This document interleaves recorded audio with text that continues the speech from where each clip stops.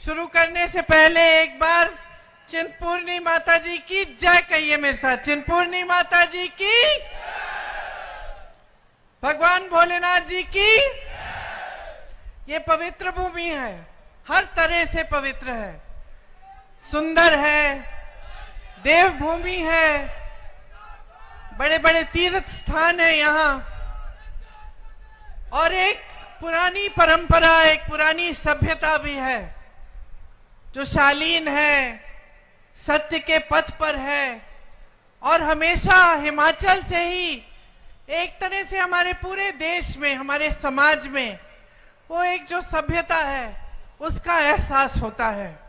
मेरे लिए तो घर भी है, यहाँ आती हूँ तो बहुत खुशी होती है। सुक्कू जी ने बताया आपको मेरा घर है शिमला के पास, बहुत समय से तो आना जाना भी रहता है, आप सबसे मिलना रहता है, बातचीत होती है। हमेशा पता चलता है कि यहाँ की जनता जो है साधारण जीवन जीती है, ज्यादा लोगों को उलझाते नहीं हो, आप झूठ वगैरह में पड़ते नहीं हो, सभ्यता है एक समाज की वो रखते हो। और जिससे मिलती हूँ प्यार से मिलता है, हमेशा जहां भी जाऊं, चाहे किसी दुकान में जाऊं, चाहे कहीं भी जाऊं, तो बहुत प्रेम से प्यार से बिठाते हैं, स्वागत करते हैं, और ये आपकी पहचान है। देखिए यहाँ की राजनीति में भी यही सभ्यता रही है, हमेशा से रही है। खासतौर से जो कांग्रेस पार्टी के जो नेता रहे हैं, परमार साहब थे, वीरभद्र सिंह जी थे, सबने बहुत दिल लगाकर और सच्चाई से आपके लिए काम किया। और यही जो आपकी जो समाज की सभ्यता है वो हमारी राजनीति में भी दिखी। तो हमेशा जब भी कांग्रेस की सरकार रही या कांग्रेस के नेता आपके सामने आए तो हमेशा आपकी सेवा के लिए आए, और इस पूरी गहराई से इनकी समझ थी कि जनता सर्वोपरि होती है, जनता से ऊपर हमारे देश में, लोकतंत्र में कोई नहीं है। इसी तरह से हमने हमेशा आपकी सेवा करने का प्रयास किया। पिछले 2 सालों में जब से हमारी कांग्रेस की सरकार फिर से प्रदेश में बनी, तब से कुछ ऐसी घटनाएं घटी जिनसे आपको खुद ये प्रमाण मिल गया होगा कि कांग्रेस की राजनीति कैसी है और भाजपा की राजनीति कैसी है।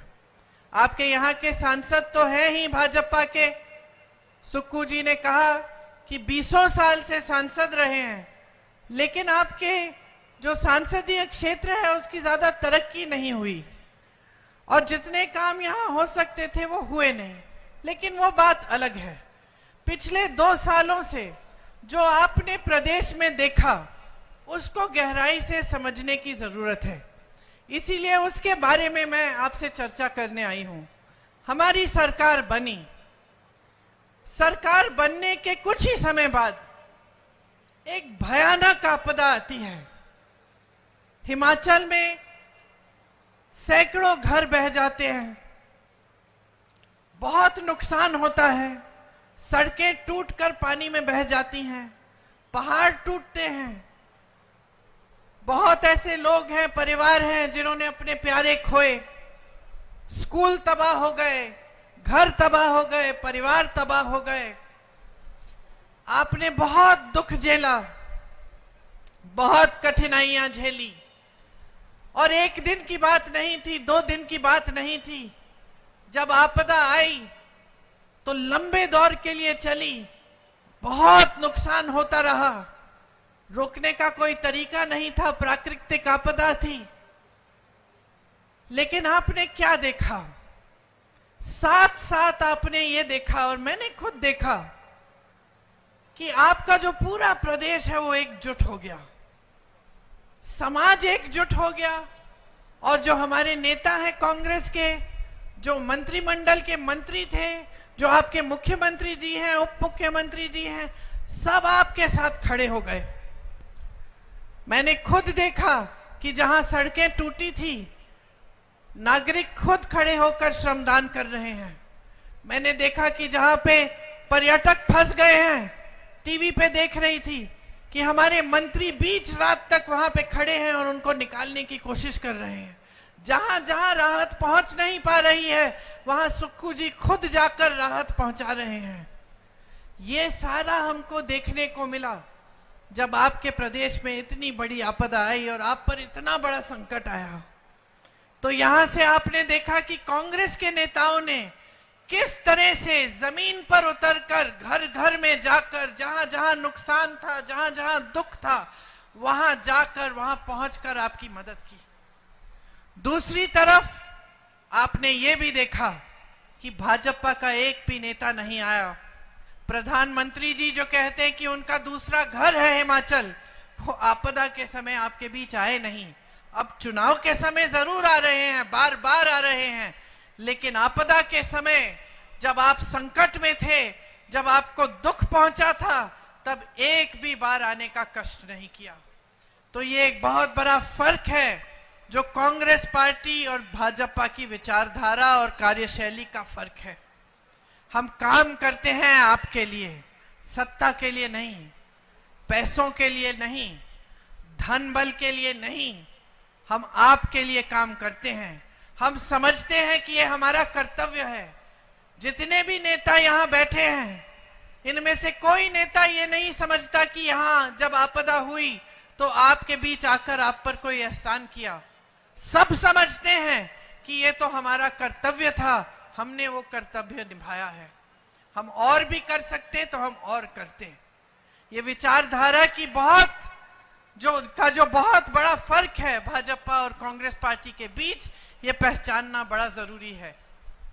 आपदा के बाद जब सारा राहत का काम करना था, जो टूटी सड़कें हैं उनको बनाना था, जो टूटे घर हैं उनके लिए राहत पहुंचानी थी, जो पाठशालाएं खत्म हो गई थी उनको दोबारा से बनाना था, तो केंद्र की तरफ से 1 रुपया नहीं आया प्रदेश के लिए। हर प्रदेश में जब इस तरह की आपदा आती है तो उसको राष्ट्र आपदा घोषित कर दिया जाता है, केंद्र घोषित करता है। इस तरह से केंद्र की सरकार का कर्तव्य बनता है कि राष्ट्र आपदा के लिए वो पैसे भेजें। मोदी जी ने राष्ट्र आपदा इसको घोषित ही नहीं किया, तो राशि केंद्र की तरफ से बिल्कुल नहीं आई, एक भी पैसा नहीं आया।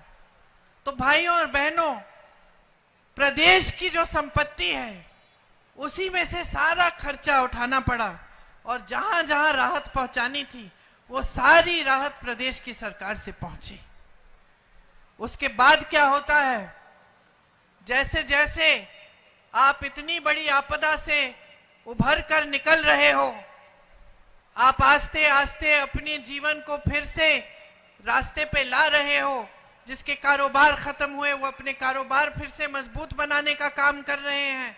सरकार राहत देने में व्यस्त है और फिर से निर्माण करने में व्यस्त है। तब मोदी जी, अमित शाह जी और उनके नुमाइंदे क्या करते हैं, यहां की चुनी हुई सरकार को गिराने की कोशिश करते हैं। ये सरकार आपकी थी, हमारी सरकार नहीं थी, ये आपकी थी। चुनाव हुआ, आपने भारी बहुमत से जिताया, सुक्खू जी को मुख्यमंत्री बनाया गया। आप ही के भाई हैं, आप ही के बेटे हैं, आपके बीच में मिलजुल कर हर समय रहते हैं। आपदा में भी आपकी मदद इन्होंने की। यह सरकार गिराने का पूरा प्रयास होता है, पूरी कोशिश होती है। धन बल के साथ चोरों की तरह विधायकों को छुपाकर कभी यहां ले जाएंगे, कभी वहां ले जाएंगे। अंधेरी रात में गाड़ियां जा रही हैं, सुरक्षा मिल रही है उन विधायकों को, कोई हेलीकॉप्टर से चंडीगढ़ पहुंच रहा है। पूरा देश ये दृश्य देख रहा है कि हिमाचल की जनता ने अपने लिए एक सरकार चुनी, एक ईमानदार सरकार मिली, एक सच्ची सरकार मिली। और अब मोदी जी के मंत्री और यहाँ के हिमाचल के जितने भी बड़े बड़े भाजपा के नेता हैं, सब धन बल के आधार पर उस सरकार को गिराने में लगे हुए हैं। कितनी शर्म की बात है बहनों और भाइयों कि पूरा देश देख रहा था, देश की सारी मीडिया दिखा रही थी और किसी ने ये नहीं कहा कि ये लोकतंत्र के खिलाफ सबसे बड़ा अपराध देश की जनता, हिमाचल की जनता की आंखों के सामने हो रहा है। सब पत्रकारों ने वाहवाही की कि देखिए मोदी जी हैं तो मुमकिन है ये सरकार भी गिरा देंगे। महाराष्ट्र की सरकार गिराई, कहीं और सरकार गिराई, अब हिमाचल की सरकार भी गिरा देंगे। लेकिन ये हमारे नेताओं की दृढ़ता थी, ये आपका जो समर्थन था कि हमारी सरकार एकजुट रही और 5-6 लोगों के जाने के बावजूद हम दृढ़ रहे, मजबूत रहे। हम आज तक सरकार चला रहे हैं, आपके लिए चला रहे हैं। जिनको जाना था धन बल के आधार पर चले गए। अच्छा है बहनों और भाइयों, सबकी सच्चाई सामने आनी चाहिए। आपने कांग्रेस की सच्चाई देख ली जब आपदा आई, आपने भाजपा की सच्चाई भी देख ली कि मदद करने कौन आया और नकारा किसने।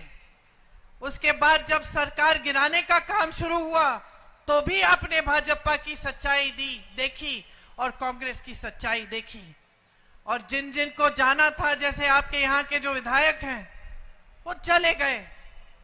अच्छा है, क्योंकि अब आप उनकी सच्चाई को अच्छी तरह से पहचान गए हैं। आप जान गए हैं कि ये तो हमारे लिए नहीं चलते, ये हमारे लिए नहीं काम कर रहे हैं। जैसे सुक्कू जी ने कहा, सेवा, समर्पण, जनता के प्रति श्रद्धा इनका मकसद नहीं था, इनका मकसद कुछ और था। मकसद कमाई थी, कमाई हो गई, चले गए।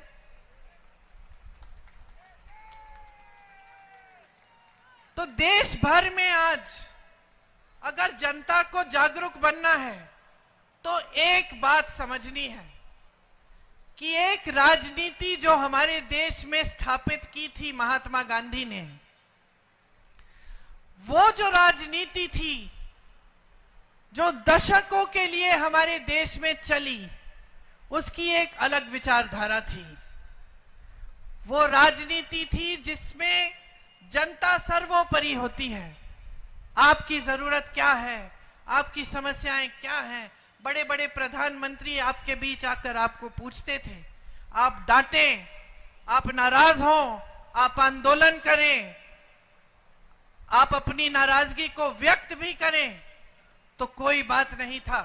ये लोकतंत्र था, ये लोकतंत्र था और लोकतंत्र में जनता ही सर्वोपरि होती थी। यही हमारी विचारधारा रही। 55 सालों के लिए कांग्रेस की सरकारें चली हमारे देश में। फिर एक नई राजनीति उभरती है, मोदी जी की राजनीति, भाजपा की राजनीति। और खास तौर से मेरी बहनें आप समझो, क्योंकि ये राजनीति धर्म का नाम इस्तेमाल करती है लेकिन कोई धार्मिक काम नहीं करती। क्योंकि हमारे हिंदू धर्म ने हमें यही सिखाया कि सत्य के पथ पर चलना है, सच्चाई के पथ पर चलना है। हमारे हिंदू धर्म ने हमें यही सिखाया कि जनता के प्रति श्रद्धा होनी चाहिए। सभी गुरुओं ने, सभी महात्माओं ने, सभी संतों ने यही कहा, अपना जीवन ईमानदारी से जियो। और यही बात हमारी राजनीति में महात्मा गांधी जी लाए, जो देश के लिए शहीद हुए और शहीद होते होते उनके मुंह से हे राम के शब्द निकले। यही हमारे धर्म ने सिखाया और उसी धर्म की जो सीख थी उसके आधार पर हमारी राजनीति चली दशकों से। लेकिन आज भाजपा वाले कहते हैं कि कांग्रेस पार्टी धर्म विरोधी है और कहते हैं कि वो धर्म के रखवाले हैं। कौन से धर्म के रखवाले आकर आपकी सरकार को धन बल से गिराएंगे? कौन से धर्म के रखवाले आकर पैसे खिलाकर विधायकों की चोरी करेंगे? कौन से धर्म के रखवाले देखते हैं कि इतनी बड़ी आपदा हो रही है, लोगों के बच्चे गुजर रहे हैं, लोगों के माँ बाप गुजर गए हैं, घर टूट गए हैं, पाठशालाएं गिर गई हैं, सड़कें खराब हो गई हैं, टूट गई हैं। कौन से धार्मिक व्यक्ति के दिल में ये बात चोट नहीं पहुंचाएगी? कौन सा ये धार्मिक व्यक्ति है कौन है ये प्रधानमंत्री हमारे जिन्होंने ये पूरी आपदा को नकार दिया, अपना मुंह फेर दिया, आपके लिए एक भी पैसा नहीं भेजा, जो उनका कर्तव्य था आपके प्रति कि ये राष्ट्र आपदा घोषित करें और आपके लिए राशि भेजें आपके राहत के लिए। तो कैसे धार्मिक व्यक्ति हैं, कैसी धार्मिक राजनीति है जो धर्म का नाम इस्तेमाल करती है आपसे वोट लेने के लिए। जब चुनाव का समय आता है आ जाते हैं कि धार्मिक है, धर्म के नाम पर वोट दीजिए और सारी धर्म की बातें आपको सुनाएंगे, लेकिन बाकी समय धन बल के आधार पर सरकारों को गिराना, विधायकों को खरीदना, जब आपको राहत पहुंचानी है तो राहत नहीं पहुंचाना, जब हमारी सरकार कहती है हम ओपीएस लागू कर रहे हैं तो जो एनपीएस की राशि है वो बंद कर देते हैं ताकि हम पूरी तरह से ओपीएस लागू करने में सफल ना हो। जब हम कहते हैं हम 1500 रुपए देना चाहते हैं और देना शुरू करते हैं महिलाओं को तो वो रुकवा लेते हैं। ये कौन सा धर्म है? ये किस धर्म ने सिखा दिया उनको? उनका धर्म सिर्फ एक है, सत्ता और संपत्ति। 55 सालों से कांग्रेस की सरकार रही इस देश में भाइयों और बहनों। 55 सालों में कांग्रेस पार्टी इस दुनिया की सबसे अमीर पार्टी नहीं बनी। 55 सालों में न बन पाई, न किसी ने प्रयास किया बनाने के लिए। भाजपा कितने सालों से है सरकार में बताइए? 10 सालों से। मात्र 10 सालों में भाजपा दुनिया की सबसे अमीर पार्टी बन चुकी है। ये मैं नहीं कह रही हूं, ये इन्हीं के आंकड़े कहते हैं। 60,000 करोड़ रुपए खर्चते हैं ये इन्हीं की अपनी पार्टी पे। 6 उपचुनाव करा रहे हैं, सैकड़ों करोड़ खर्चेंगे, लेकिन आपदा के समय आपके लिए एक पैसा नहीं देंगे। 16 लाख करोड़ रुपए अपने बड़े बड़े खरबपति मित्रों को कर्ज माफ कर देंगे। देश के बंदरगाह, देश के हवाई अड्डे, देश का कोयला, देश की बिजली, देश के सारे कोल्ड स्टोरेज सब अपने बड़े बड़े खरबपति मित्रों को दे देंगे। ये है उनके पास संपत्ति देने के लिए। लेकिन जब देश का किसान रो रहा था, आंदोलन कर रहा था, बैठा था दिल्ली के बाहर, लाखों किसान बैठे, 600 किसान शहीद हुए। जब देश का किसान आत्महत्या करता है क्योंकि 1 लाख रुपए 2 लाख रुपए का कर्ज भर नहीं पा रहा है, तब ये कहते हैं कि हमारे पास इनके कर्ज माफ करने के लिए पैसे नहीं है। ये है इनकी नियत, और इस नियत को समझना बहुत जरूरी है क्योंकि 10 सालों से इन्होंने गुमराह करके रखा है पूरी देश की जनता को। उन्होंने टीवी के समर्थन के साथ, और जितने भी चैनल हैं जो आज बड़े बड़े खरबपतियों के हैं, वो सब वही दिखाते हैं जो मोदी जी चाहते हैं। और इनके समर्थन के साथ इन्होंने सिर्फ आपको झूठ दिखाए हैं कि कितनी अर्थव्यवस्था आगे बढ़ रही है, देश में मोदी जी ने कितनी तरक्की कर दी और किस तरह से जनता खुशहाल है। लेकिन आपका जीवन क्या है? अगर यहां हिमाचल की सरकार आपको राहत नहीं पहुंचाती, ये पहला प्रदेश है जहां दूध पे भी आपको न्यूनतम समर्थन मूल्य मिलता है, अगर यहां आपको राहत नहीं पहुंचाती हमारी प्रदेश की सरकार, तो पूरे देश भर में जिस तरह से किसान गरीब पिस रहे हैं उस तरह से आपकी भी हालत होती। आज देश भर में मेरी बहनें दुकान जाती हैं, कुछ खरीद नहीं पाती, वापस आ जाती हैं आधे सामान छोड़ के। त्योहार आता है तो खुशी के बजाय घबराहट होती है कि हम घर की लिपाई पुताई करनी है, त्योहार के लिए तैयारी करनी है, मेहमान आएंगे, खाना पकाना पड़ेगा, मेहमानों की देखभाल करनी पड़ेगी, कैसे करेंगे? घबराहट होती है। आज तो त्योहार भी कोई खुशी से नहीं मना सकता, किसी की फीस भरनी होती है, बच्चों की फीस भरनी है, बच्चों को ट्यूशन कराना है, कोई परीक्षा करानी है, कर्ज लेना पड़ता है, खेत में नुकसान होता है, मुआवजा नहीं मिलता, 2-3 दिन की दिहाड़ी नहीं मिलती तो मजदूर खाली पेट सोते हैं, बच्चों को खिला नहीं पाते हैं। गैस के सिलेंडर पे इन्होंने ये बैठकर, जब 400 रुपए का हुआ था, बैठकर इन्होंने प्रेस से वार्ता की। आज जब 1200 रुपए का हो गया है तो ये कहते हैं कि आपके लिए एक स्कीम लाए हैं कि चुनाव के समय 100 रुपए कम कर देंगे। कट गए हैं एकदम आपसे। आपके ये जो सांसद हैं ये भी दिखते कहाँ हैं आपको? आपको जब जब दिखते हैं तो कहीं सूट बूट में पहने हुए, कहीं दिल्ली के बड़े होटलों में या दिल्ली के बड़े महलों में बड़े बड़े सेठों के साथ आपके बीच आते हैं। और ये क्या, मोदी जी खुद नहीं आते? मोदी जी की जो सांसदीय क्षेत्र है वाराणसी, वहां मैं आती जाती हूं। वहां पूछिए, किसी गांव में नहीं गए, किसी से हालचाल नहीं पूछा। तो ये इनकी जो राजनीति है, जो विचारधारा एकदम अलग है। एक थी इंदिरा गांधी, प्रधानमंत्री थी, अपने एक संसदीय क्षेत्र में गांव गांव जाकर जनता से मिलती थी, पैदल जाती थी, जनता डांट देती थी, उन्हें कोई परवाह नहीं थी। डांट खाती थी, कहती थी अच्छा है, जागरूक है ये जनता, और दिन रात काम करती थी।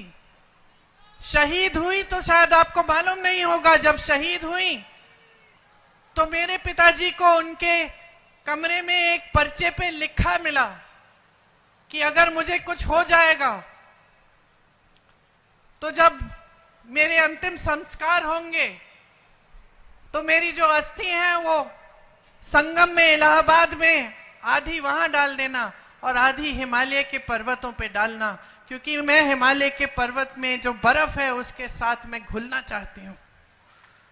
एक ये विचारधारा कि ये देश है मेरा, ये देश की धरती है, मुझे इस देश की धरती में घोल डालो।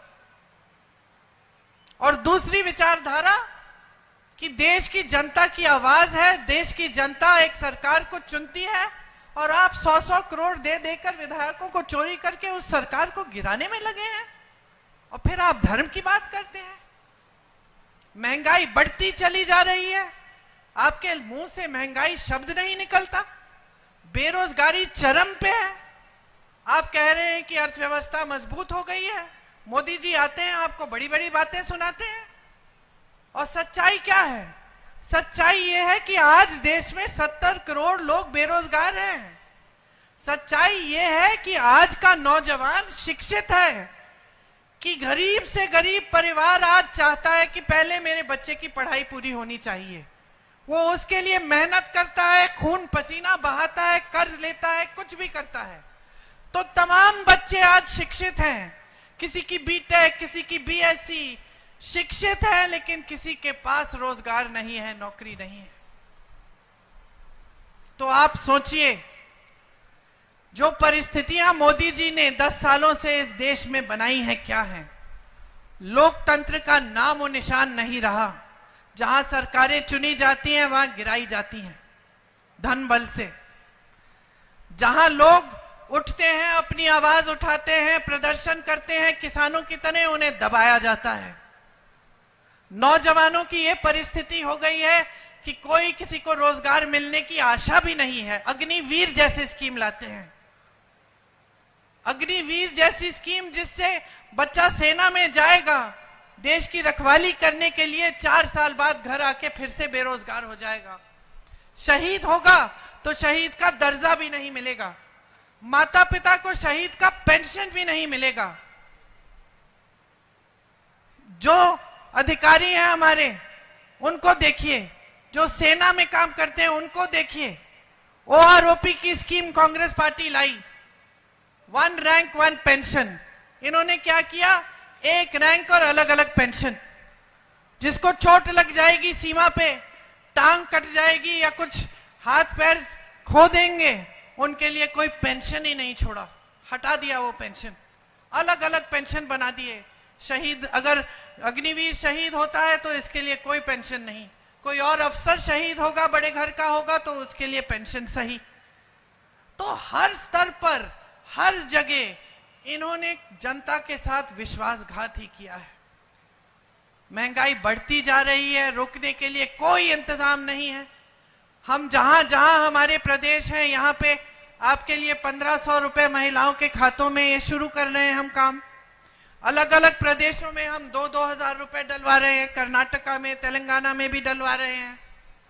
तो जहां जहां हम राहत पहुंचा सकते हैं, कांग्रेस की सरकारें, कांग्रेस के नेता राहत पहुंचाने का काम कर रहे हैं। और जहां जहां मुसीबतों को बढ़ाने का काम है, वहां आपको भाजपा के नेता मिलते हैं, क्योंकि उनका एक ही मकसद है, सत्ता किसी भी हालत में किसी भी तरह से अपने हाथों में रखना। अब चुनाव में आपके सामने आते हैं तो फिर से वही बहकी बहकी बातें, आपके ध्यान को भटकाने वाली बातें शुरू हो गई। फिर धर्म की बात, फिर वही बातें कि कांग्रेस पार्टी आपके मंगलसूत्र चुरा लेगी। अरे 55 सालों से हमारी सरकारें रही, किसी ने आपके मंगलसूत्र चुराए? इंदिरा जी ने तो अपने गहने देश को दिए थे जब जंग थी। मेरी माता जी का मंगलसूत्र देश को कुर्बान हुआ है, मेरे पिता शहीद हैं, और ये लोग कहते हैं हम आपके मंगलसूत्र चुराएंगे। गुजरात गए मोदी जी, कहने लगे कि आपकी 2 भैंसें हैं तो कांग्रेस वाले 1 भैंस चुरा लेंगे। ये फिजूल की बातें हैं। हम लोग हंस लेते हैं, जनता तो हंस रही है, लेकिन गहराई से देखें तो देश के प्रधानमंत्री हैं, यही उनकी सभ्यता है कि चुनाव के समय आकर आपके सामने इधर उधर की बातें करें, महंगाई की बात न करें, बेरोजगारी की बात न करें, यहां आपदा हुई यहां राहत दिलवाने की बात न करें, आपकी समस्याएं जो है उनको हल करने की बात ही न करें। इतना अहंकार हो गया है कि अपने आप को देवता समान समझने लग गए हैं, और इतना अहंकार हो गया है कि सोचते हैं कि चुनाव में भी धर्म का नाम लेके हमें बार बार वोट तो मिल ही जाएंगे, हमें काम करके दिखाने की कोई जरूरत नहीं है। तो अब ये पूरा सिलसिला कौन बदलेगा? कौन बदलेगा? हम सब तो हाजिर हैं, लेकिन जब तक आप जागरूक नहीं बनेंगे, जब तक आप नहीं तय करेंगे कि जिस तरह से आपने अपना समाज सभ्य रखा है उस तरह से आप एक सभ्य राजनीति भी इस देश में फिर से स्थापित करना चाहते हैं, तब तक कुछ नहीं बदलेगा। सुक्कू जी ने कहा कि हमारी सरकार है, प्रियंका जी ने बनाई ये सरकार। नहीं, प्रियंका जी ने सरकार नहीं बनाई, सरकार आपने बनाई। मैं तो सिर्फ आपकी आवाज उठाती हूं, मैं तो सिर्फ आपको आईना दिखाती हूं कि देखिए ये हो रहा है देश में, इसको रोकिए, शक्ति आपके हाथों में है। हम सब आपके नुमाइंदे हैं, हम आपके प्रतिनिधि हैं, हम लड़ाई लड़ने के लिए तैयार हैं और हम रोज लड़ रहे हैं। यहां हमारी सरकार का एक एक मंत्री, एक एक सदस्य, मुख्यमंत्री जी, उप मुख्यमंत्री जी लड़ रहे हैं। इनकी सरकार पे हमेशा खतरा रहता है, लेकिन ये खड़े रहते हैं, लड़ते रहते हैं, आपके बीच आते रहते हैं। वहां दिल्ली में राहुल गांधी जी 4000 किलोमीटर कन्याकुमारी से कश्मीर पैदल चले, मणिपुर से मुंबई चले, सिर्फ आपकी समस्याओं को समझने के लिए और आपके बीच आने के लिए, सिर्फ ये कहने के लिए कि जिस देश की रक्षा आपके बेटे सरहद पे कर रहे हैं वो देश एक है, एकजुट रहना चाहिए और उस देश की एकता बनी रहनी चाहिए। राहुल जी को घर से निकालते हैं, संसद से निकालते हैं, तमाम उन पर केस डालते हैं, लेकिन पीछे नहीं हटते, खड़े रहते हैं, लड़ते रहते हैं। हम सब लड़ेंगे और लड़ते रहेंगे आपके लिए। हम इस देश के लोकतंत्र, इस देश के संविधान पर आंच नहीं आने देंगे, लेकिन हमारे साथ आपको लड़ना पड़ेगा, आपको भी जागरूक होना पड़ेगा। इस चुनाव में शुरू से कांग्रेस पार्टी के एक एक नेता ने सिर्फ आपके काम की बात की है। हम गारंटी लाए हैं तो आपके लिए लाए हैं। जिस तरह से प्रदेश सरकार गारंटी को पूरा करने का काम कर रही है, ओपीएस लागू कर रही है, अब महिलाओं के खातों में पैसे डालना शुरू किया है, और जैसे ही चुनाव, जैसे आपने कहा, खत्म होगा फिर से शुरू होगा, उसी तरह से हम देश भर में कुछ गारंटी लाए हैं। महिलाओं के लिए जो आपको प्रदेश सरकार से मिल रहा है वो मिलेगा, लेकिन ऊपर से आपको केंद्र सरकार की तरफ से 8500 रुपए हर महीने आपके खातों में डाले जाएंगे। सरकारी नौकरियां 50% आपको मिलेंगी महिलाओं को, पहले के आरक्षणों के तहत। नौजवानों के लिए एक अप्रेंटिसशिप का प्रोग्राम लाएंगे, जिससे 1 लाख रुपए एक सालाना आप कमा पाएंगे, आपका हुनर बढ़ाया जाएगा। जब तक आपकी स्थायी नौकरी नहीं होगी तब तक आप अप्रेंटिसशिप का प्रोग्राम करके कमा पाएंगे।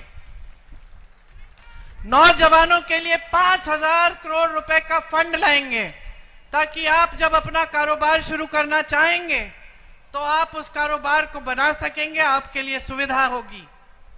पेपर लीक होते हैं उसके खिलाफ सख्त कानून लाएंगे और 30 लाख खाली पद जो मोदी जी ने खाली छोड़े अपनी सरकार में वो भरेंगे और आपको हम रोजगार दिलवाएंगे। किसान भाइयों के लिए एमएसपी मतलब न्यूनतम समर्थन मूल्य आपका कानूनी अधिकार बनाएंगे।